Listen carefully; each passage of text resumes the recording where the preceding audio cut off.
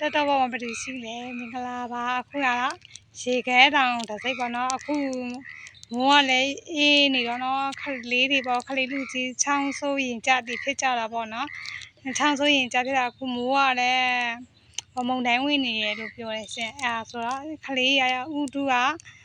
ဟောမလို့တော့ပါနော်ဥတုကမမှန်တော့ချောင်းဆိုးရဆိုရင်ကြတဲ့ဟာရင်ကြပါနော်ဖျားကြတာပေါ့နော်အခု2ရက်လောက်ရှိတဲ့ချောင်းဆိုးကဘာစိတ်တောင်းမှလဲဆိုတော့ဈေးလာဝင်နဲ့မေးကြပါတော့ဒီကရေခဲတောင်တစ်စိတ်ကိုညွှန်လေးပါရှင်ဒီရေခဲတောင်မြကြီးနားထွက်တာပါနော်ဒါမှားတိုင်းမရပါဘူးရှင်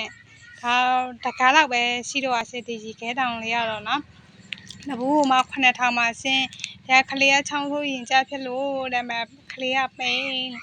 လို့ပေါ့နော်အိမ်ရောက်တော့အခုဆေးလေးလာဝယ်တာပါရှင်ဒါတော့ဒီကတဘူးမှာ9000ပါရှင်